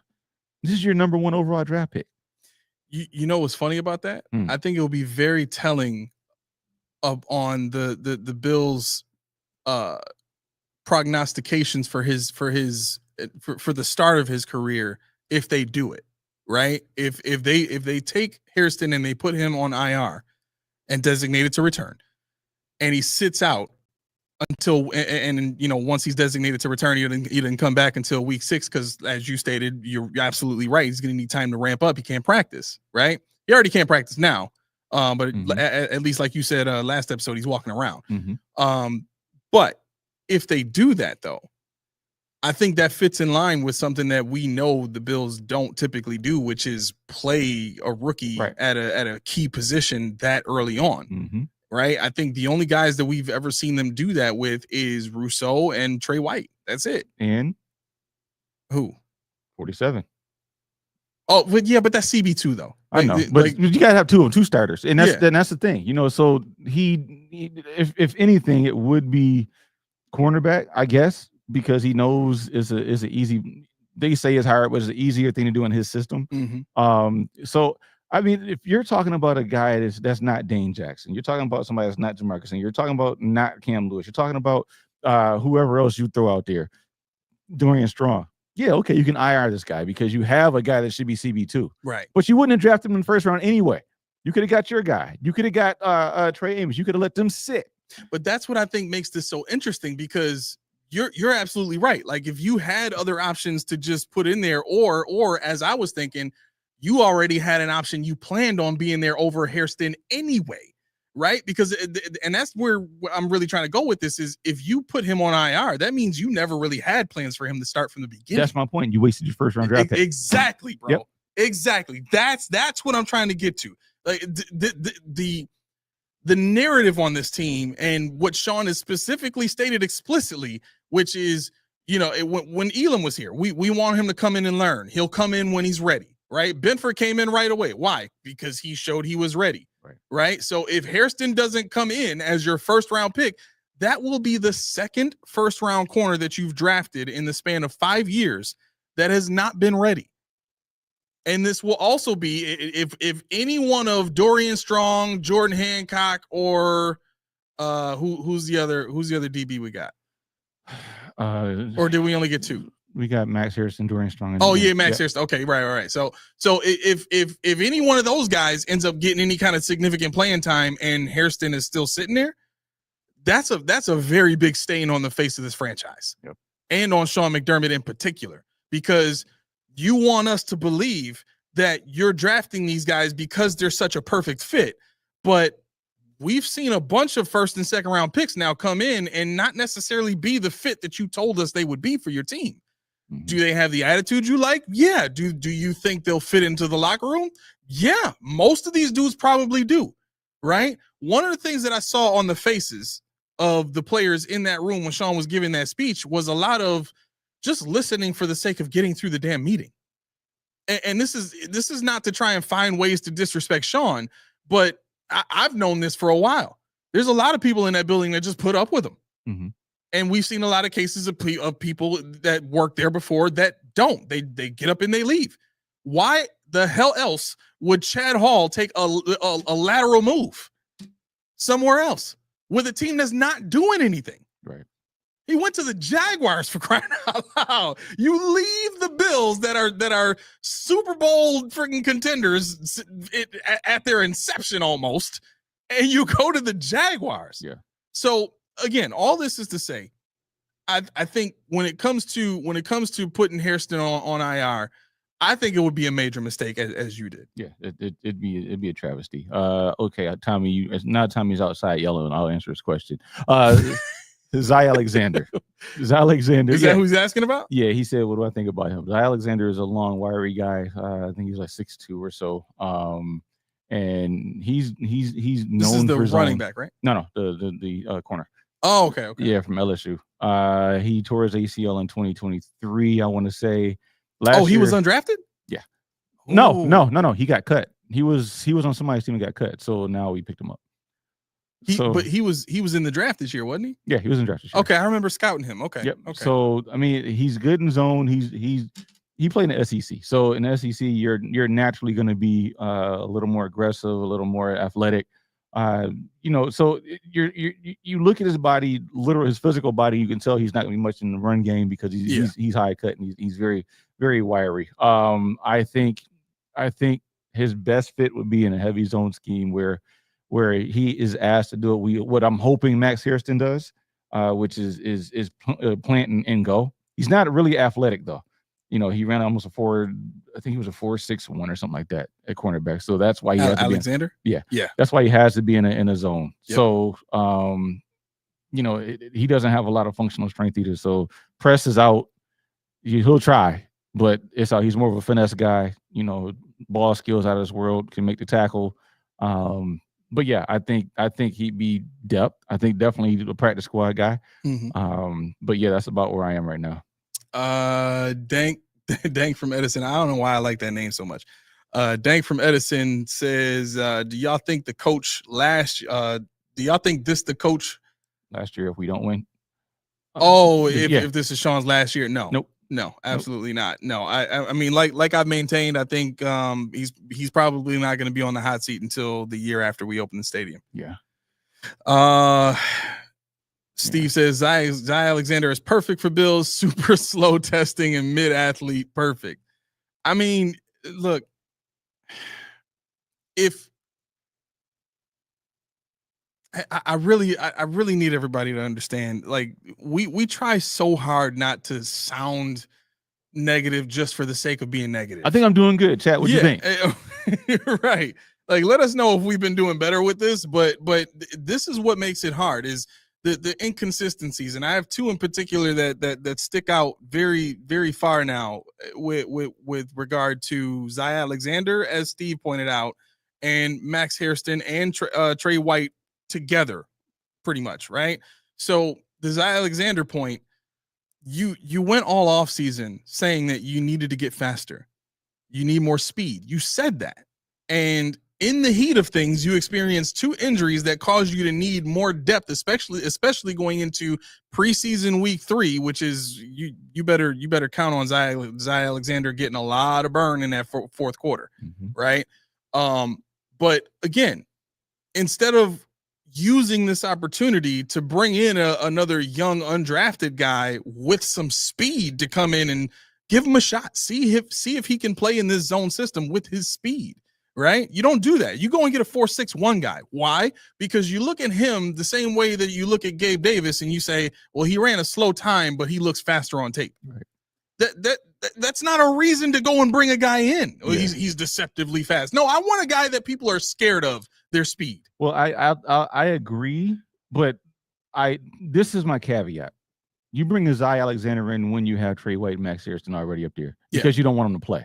Yeah, that's when you bring him in. You bring him in because you want to get a look at him and see what it looks like in your scheme or whatever case you want to call it in preseason. Mm-hmm. But this is you don't bring him in because you have nothing else. This is where you allocate that spot for somebody that actually might be able to come in and play. Right. That veteran that you can bring in for 1 game or 2 games. Okay, we need you for 2 games. Just learn it real fast, and then we'll let the chips fall where they may. Zy Alexander right now is somebody I would have brought in later on down the line when you're on your practice squad and you're trying to form that up. I'll accept that point. I'll accept that. No, I'm kidding. I'm kidding. I receive that. We listen, we don't judge. Wait. Right. Right. Right. All right, now. Right. So no. So the point I agree with. Yeah, I'm with you on that. I didn't even think about that aspect of it. But yes, you don't want a guy coming in like Zion Alexander where people are looking at him with any kind of hope of, hey, maybe the youngster can come in like Jordan Hancock did and show something, and maybe he can go start. You don't want a 4'6" guy to come in with those kind of expectations and hope. Right. You know what I'm saying? So I'm in full agreement with you there. But as a whole, that's one contradiction, right? Here comes contradiction number two. Contradiction number two is, you said in the offseason, we want dogs. We want playmakers, right? Quite possibly the best playmaker at corner in the draft was available to you twice. Once at 30, and the other time was, when did we draft Sanders? It's like 42 or something like that. Yeah. He was available there too. And I know people are tired of me talking about Will Johnson at this point, but Will Johnson has been healthy all offseason. This phantom knee injury that people were readily nodding their heads at. Yeah, good job, Bills. Good job. You didn't select a player that had some kind of knee injury or something like that. Even though Hairston was coming off of an injury in college in his shoulder, if I'm not mistaken, right? And that was a lot more recent than this knee injury that popped up on a report from Will Johnson's sophomore year, right? So now you fast forward and you look at some of the reports that we've been hearing about Hairston in camp. He's struggling. He's up and down. We're trying to avoid him being in a roller coaster. These are some of the things that have been said about our first round pick at corner. You know what they're saying about Will Johnson? He's the starting CB1 right now in Arizona. The starting CB1. And a lot of people have been saying that about him 2 months ago. Yeah, make this point, because this segues into something else I want to talk about. So okay, finish that point. Perfect. So here's where the contradiction comes in. You say you need playmaker, right? And what really blows this whole thing up is the karma of your top two corners that you went and got, Hairston and Trey White. Those are the top two corners you picked up in the offseason. Why? Because they're healthy. They ain't got no injuries on their report. No knee injuries. No, you know what I'm saying? No, nothing like that. That was their justification behind not taking Will Johnson. That was it. That's what they said. So, okay, you cite the knee injury, right? But what happens? Both your top two corners now are going down with knee injuries. Both your top two corners. Or I'm sorry, your top two of your top three, I'll say, right? Because Benford's still better than those two. Mm-hmm. So you're in a situation now where you could have had what the Broncos are about to have in two top tier corners, right? They got Barron and they got Surtain, right? The Jets, when they first drafted Sauce, they already had DJ Reed. Sauce comes in, now they got two number one corners, right? You could have had that, but because you were resting on no, it's about attitude over talent. Or attitude over ability is what Sean specifically said. Because it's about attitude over ability, we're not going to take this top 10 ranked corner. We're going to take this other kid over here who's super excited to be here, but is coming in on a roller coaster in camp. I know he's dapping everybody up. Yeah. He's a feel good story. He's happy for everybody. He's dapping everybody. Like all this, like that. These are the things, and this is my last point. These are the things that really lead me to believe that this franchise is more about building the brand than it is building a competitive championship level, championship caliber team. If that's what you're focused on, if it's attitude over ability, show me in the book where energy and attitude are going to be the things that get you a Super Bowl over talent and ability. I've never seen that anywhere. Floor is yours, sir. All right, so you made a good point with that, with regards to Max Hairston and what I wanted you to stop on. What I wanted you to make your point was what you said about Will Johnson. What did you say about him? He's what? Where are they looking at him? What are they looking at him as now? CB1 right now. CB1 right now. You can't take Christian Benford out of CB1. You can't. That's the way to look at it, because CB2 is not good enough. Benford has to be CB1. We just paid him money to be CB1. We can't get a rookie that can move him down to CB2. Even though anybody can lose their job if they don't have the right attitude. But the guys that we didn't tell you about. But that takes me back to a question that Laura had, and I love, but I hate how Laura asks her questions. It's like she asks her question like she doesn't deserve to ask questions sometimes in Discord. It's like, Laura, she's like, I know you. I don't care if you know what I like. Ask the question, because your voice matters, you know. And she said, I know you don't like Taylor Rapp, but why though? And so when you said that about Benford, that elicited my thought about Rapp. When we got Rapp, what did I do? I sat here on this show and I said, yo, this is good to get. He can tackle. He's a good safety. He's that a 1-year contract. Excellent. We needed a safety. That's right. Then they gave him an extension. But what that does is this. What did they say before the draft? He's our starter, right? But then they got a guy last year in Cole Bishop in the second round. So he's supposed to be the starter too. So where the hell do you get better? Where is there room to get better at either one of those safety spots? Because you can't take Bishop off the field unless he's so bad that he takes him off the field. And Rapp has to get hurt to get off the field, because we've given him a 3-year, $10 million contract. So now he's pinned in, and we can't upgrade there. So that's why I don't like Taylor Rapp. Now let me ask you this: What was Taylor Rapp's his role in the Rams defense when he was good? Because I can tell you, I know we don't talk about PFF, but when he was in the Rams, he was average to above average. When he was with the Bills, he was below average both years, rated below average. And my question is, he was a starter, kind of, but I'm getting there though. His role in the Rams was, they said he was a Swiss Army knife. I think it was, who was their defensive coordinator? Was it Morris? Who was that? Rob Morris? Somebody? The Rams? Yeah, whoever. Raheem Morris. Okay. Yeah. So this is what they did. They ran a 3-4. And his job was to be what? A box safety. Yep. He played in 2 high shells as a nickel linebacker. They called him a linebacker. The same thing that Jim Mono said that Cole Bishop was, right? Yep. What did they do with him? He played curl flats, hook drops, occasional match. Where to say deep coverage? Nowhere. In run support. First responder in light boxes, he filled gaps aggressively. What do we say he should do? Fill gaps. Play box.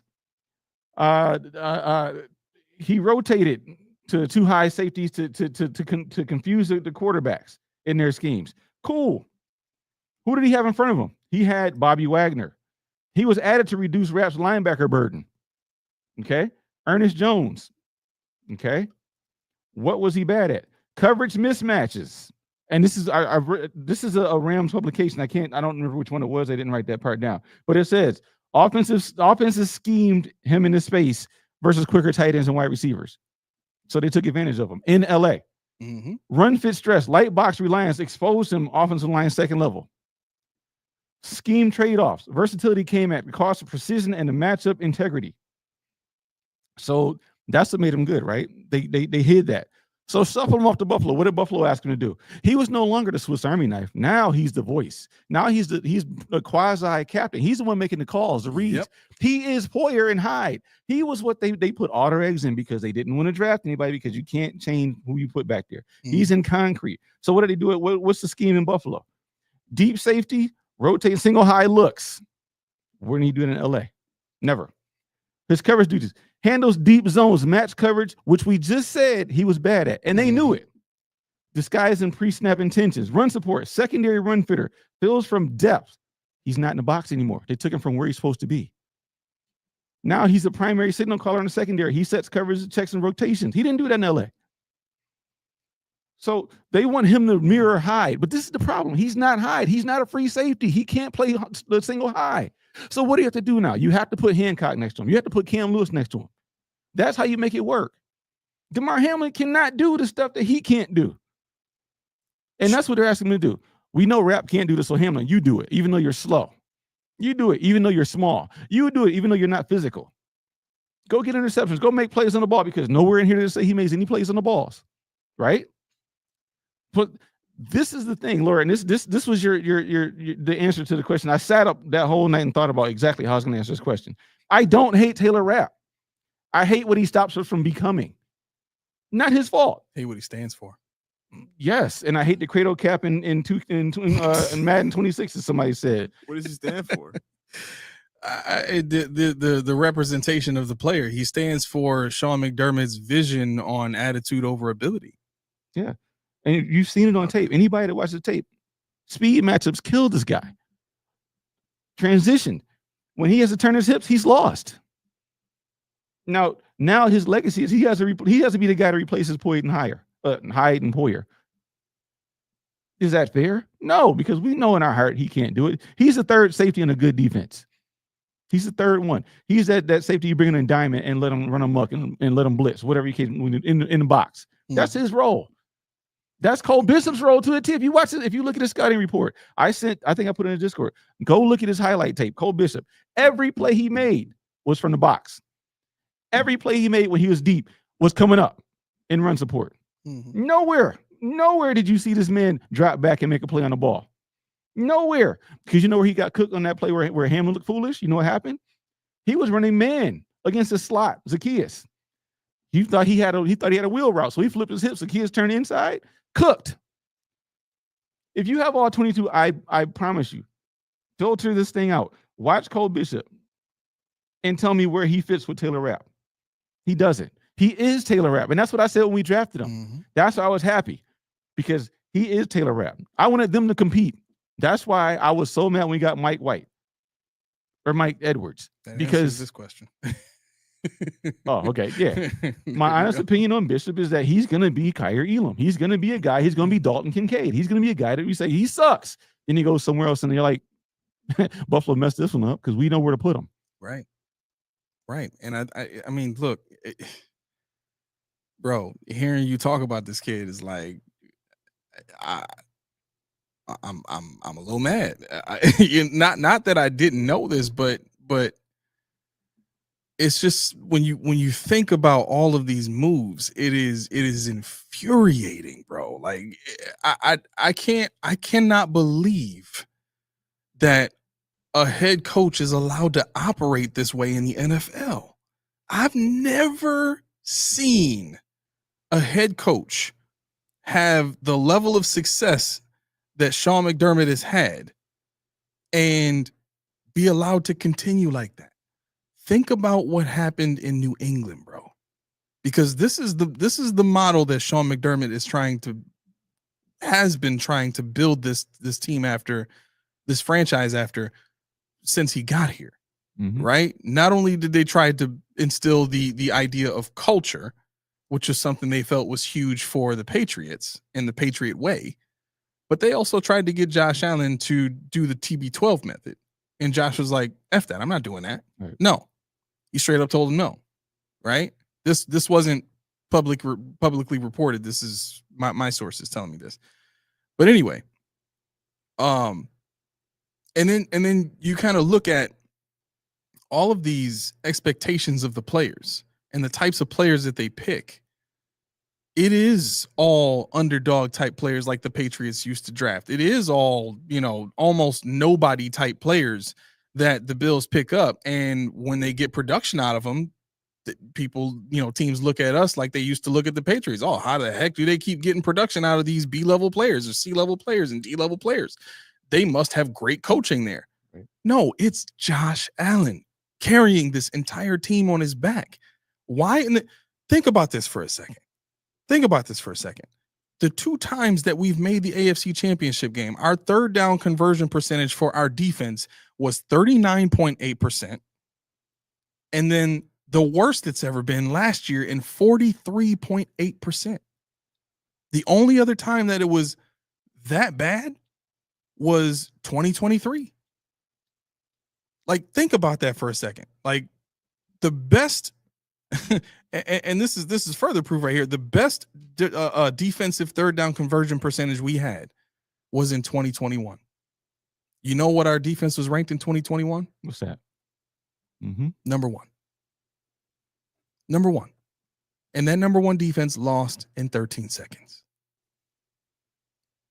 Just let that sit for a minute. And then this is the team that wants to preach to me what it takes for their players to get on the field. Yeah. the point that I'm trying to get to is when you look at New England and you look at the end that came for Bill Belichick, how many years did it take? How long had Brady been gone from that team before we really got to see that it was all about the quarterback and not about the head coach? I think roughly 4 years it took. If that.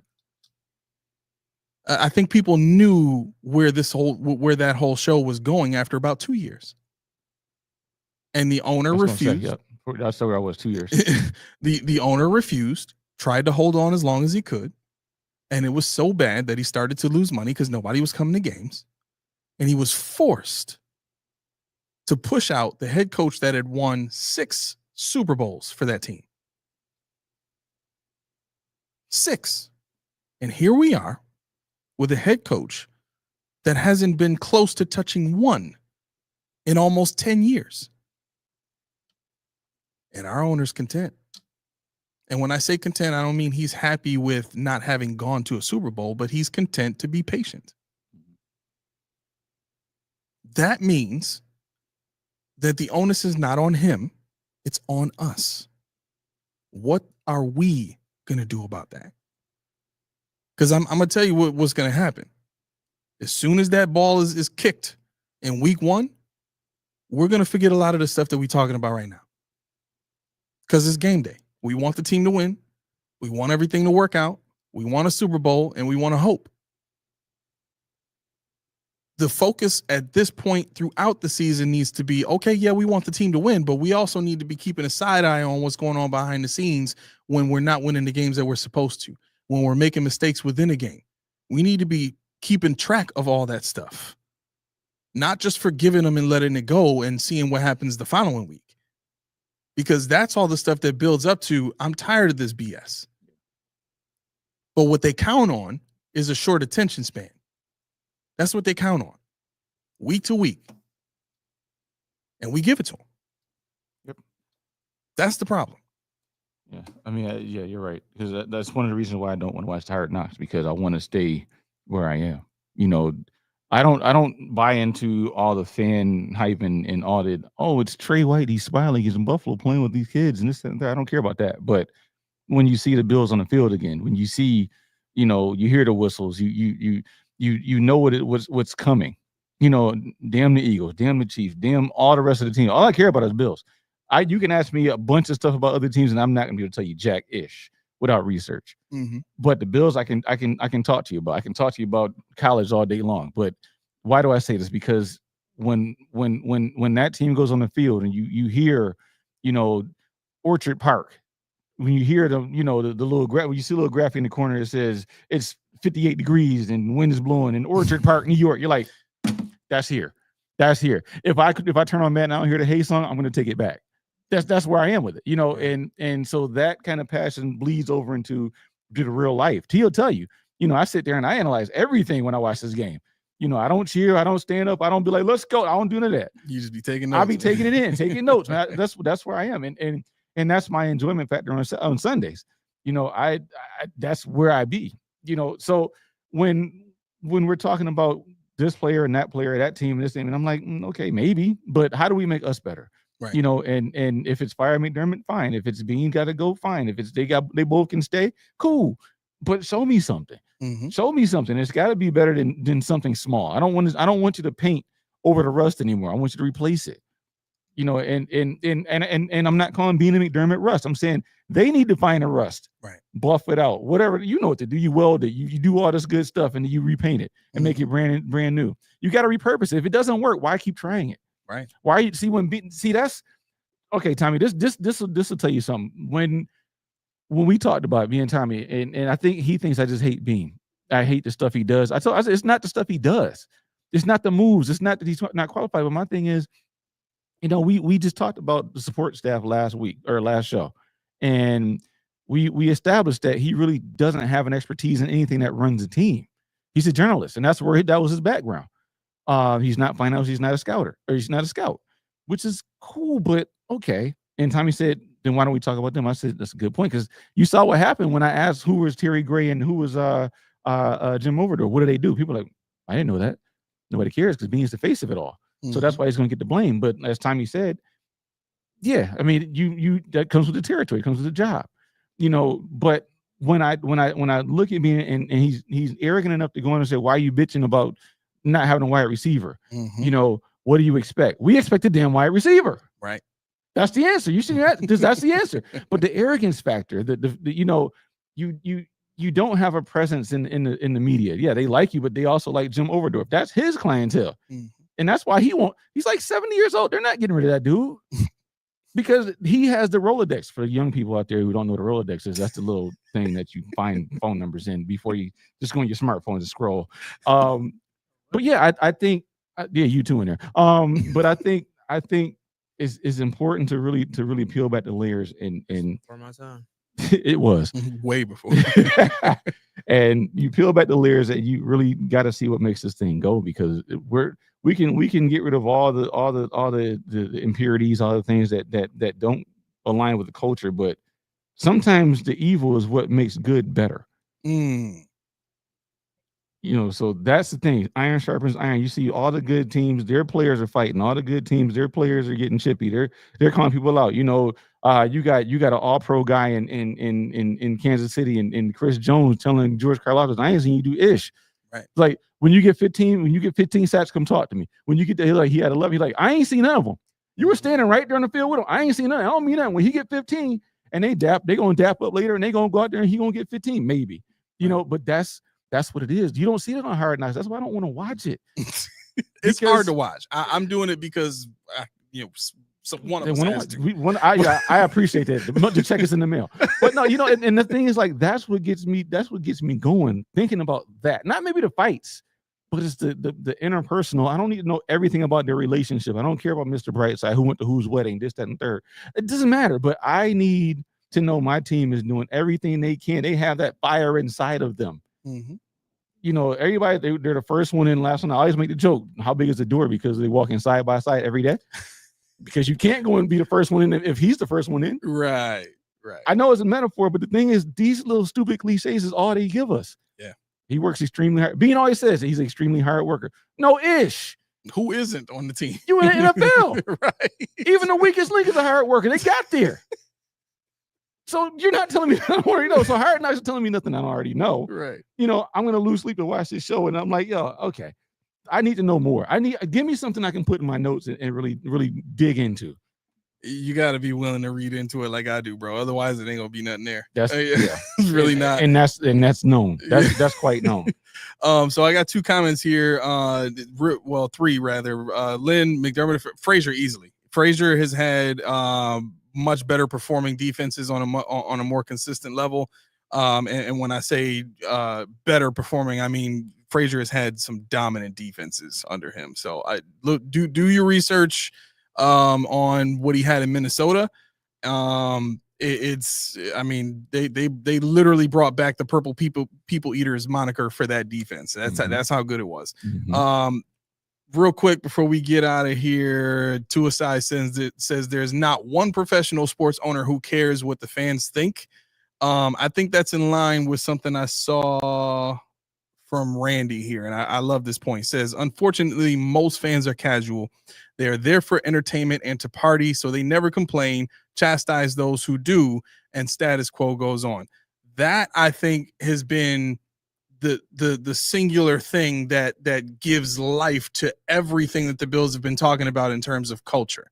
Because as long as and for somebody who became a fan during the drought like I did, I bonded with a lot of people who were real fans, right? If you were still going to games, or if you were still heavily involved in tailgating or going over people's houses to watch the games and stuff like that, you were a real fan back then, because you didn't care that they were losing. You wanted to cheer on your team. You still had hope that in the midst of all this losing, one of these years we would have a team that just gets it done, right? That one off like the Rams had. You just need one good year to make it all work and get to a Super Bowl and win it, and it's worth all the losing, right? Yeah. But because so many of us were in small pockets around the city, we didn't have this fan culture where we were holding other fans accountable for their fandom. We didn't say, don't come around here when we start winning, otherwise we gonna boot you out of the stadium. Right. We didn't have that. So what did we effectively allow? We allowed what we see now, which is exactly what Randy's talking about, which is people who just want to come and get drunk and have a great time. Those are the people filling up the stands. Yeah, and scroll down. Yeah. Okay. Right there. Okay. Where was it? Lost it. I lost it. It was a comment, so guys, stay with me. Okay, so Suicide asks, why do I need to know that? Are my checks signed by the Buffalo Bills? Why do you watch Hard Knocks? Why do you watch Hard Knocks? Because that's what I want to watch. That's why I need to know that, because I want to know that. I'm not going to watch a show and it tells me something I don't need to know, something I don't care about. Right. If I don't care about watching guys eat ice cream at Pittsburgh Dairy and sign autographs for kids for an hour, however the hell long the show is, I don't need to watch that. If I want to know stuff, I want to be in the know, and I want to understand stuff, and I want to get on a more intimate level, which is why Hard Knocks exists, to get to the inside. You can watch embedded for the stuff they're showing you. Hell, you could watch the football game for half the stuff they're showing you. You know, you can. There's so many podcasts right now. They're going on in there. Deion Dawkins on DJ Vlad or the Rich Eisen show. Mm-hmm. You got Jameis Winston on the Pivot. You got access to these players in other ways. So I'm not going to waste my time watching a TV show that tells me absolutely jack-ish. I almost said it, but I know my mom's still watching. But that's the thing. That's the beauty of it all. I watch the show. I don't care if you do or not. But that's the thing. If I'm going to watch a show, then I'm going to watch it for what I want to watch it for. I'm not going to watch, like Lynn. We almost lost Lynn early because we were talking about hockey. He'll be back because that's what Lynn does. He's going to mortgage his home for Bills game. But no. Right. So he's still there. But the thing is, when you ask me, why do I need to know that? Why don't you watch the show then? Let me ask you that. Why don't you watch it then? He says, maybe watch the last Eric Wood podcast with McGovern. The Bills don't want anything of value put out there for other teams to pick up on. 100%. And that's why I don't want to watch the show, because I'm not gonna, like I just said, I'm not going to invest my time as a virtue. I'm not that important. I just don't have time. Right. So I'm not going to give up the little sleep I get, a little bit of time to play with Ken and I do, to watch this when they're not giving me anything. Yeah. I know everything about these shows. Billy D said, hi, Mom. You know what? Billy D is funny about that, because back in the day, Billy D. Williams was that dude. He gonna let my hand fall off, that kind of deal, mahogany and all this stuff. Before the Colt 45, all that stuff. And so it's hilarious that he's the one that says hi, Mom, when back in the 70s that he was a hot commodity. I know you were probably like a baby and not Billy D. Williams for real, but you came later. And to a side act, as if my right to know is what's going on behind it. I don't watch the show. That's why I don't watch it. Well, they're not going to give me nothing. Okay, so here's the thing, though, right? If it wasn't our right to know, why would the Bills allow reporters to ask questions? Exactly. You know what I'm saying? I think here's the thing. Every publicly traded company in the world has to whenever they do press conferences and stuff like that, if it's just a statement, they let the press know. But the press always has some sort of level of access to a company. They can walk into a building and request a meeting with the CEO. The company doesn't have to grant them a meeting, but they can put out a statement, right? The relationship between press and a company is symbiotic. Mm-hmm. If a company wants to maintain a positive face, they have to have a good relationship with the media, right? Why do you think it is that the Buffalo Bills became or allowed WGR to become the official radio station of the Buffalo Bills? They needed that. They didn't have that this entire time.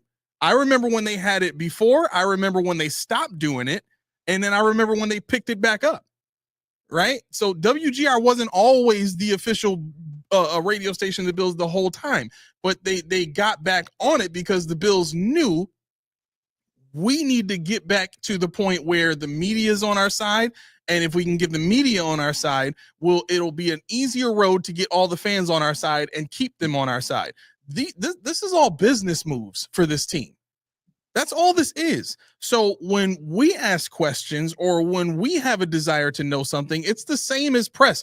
Because we're here doing a podcast on YouTube or on Twitter or on Facebook doesn't mean that we don't go through the credential process of doing the investigations and pulling up the statistics and talking to people. I got people I talk to all the time who have been in the NFL or have been around the team or have worked for the team before. So, and I tell Keyshawn about this stuff all the time, and he'll very politely say he doesn't have sources, but he does so much investigation, he might as well be a source. So what I'm saying by saying all this is it's not an ego born sense of we have the right to know. It's the same right to know that anybody in the media has. So that's why when we're thinking about what the Bills are showing in this show, and we know for a fact that it's not going to be anything worth covering, I think the proof has been there so far that nothing in this show has been like super enlightening. If anything, it's just confirming things that we've already been saying about this team for the 2 years that we've been doing this show. So I respect where you're coming from, to a side, but please don't think that it's ego in terms of our, view towards the team and how, we should be allowed to, do and say and not have to be accountable, but the Bills have to be accountable. It's not that case. Yeah. And I think we did a good job of getting through a show without being salty. Yeah, but what goes good. I sure wish my water wouldn't decide to just take itself out the game. It definitely pissed itself. It did piss itself, literally. And I'm thirsty. Why are you thirsty, Key? Because I ain't got no Reese's tea, man. Oh man, go ahead. That hurts. I need that refreshing part. I need that delicious part. And I'm feeling a little unhealthy. I need 2 parts of that. But that's what you can expect when there's only 4 ingredients. I don't even drink tea, but let me tell you, that's a good drink there. What are you doing? Head over to Ree's. Or is it in Delta Sonic yet? No. So they placed their orders. So right now we're in the process of filling orders. And then I think over the next month or so, they're going to be doing all the advertising and stuff like that. So this is what I want you guys to do. I want you guys to go to your local Delta Sonic. Put your face on the glass of the cooler. Okay, we'll do Delta Sonic. I want to crash. I want to crash one place. Put your face like this on the glass and just lean on it and let it go as you slide down. Let them know you want that Reese's tea. Why would you do that? Trust me, you won't be disappointed. Stand in the middle of the car wash with a sign that says, "I want Reese's tea." Why are you getting wet? The sign is laminated so it doesn't melt. You won't be disappointed once you do this. Trust me. Because you need to see for yourself Reese's tea. Click the link in the description below. Use the code DO. Let them know who sent you. A little code post for them podcast. Let them know who sent you. What a picture to paint for people, man. I know. All right, here we go. Oh my gosh, we gotta give you why it does this. I will figure that out. But hopefully you guys can hear me now. If you hear that music, that means it's time for us to jump out the window. So if you like the show, you like what you heard, you like what you saw, and you want to support, the free way to do it is to hit the like button. You could also hit that subscribe button, and what would really benefit you the most is if you hit that bell, make that thing Ring-a-ling-a-ling. so that you can get notifications when we send notifications. Like, as Key stated, we are going to be in Delta Sonic stores. I think at least 10. We're going to be in at least 10 Delta Sonic stores in the Buffalo area.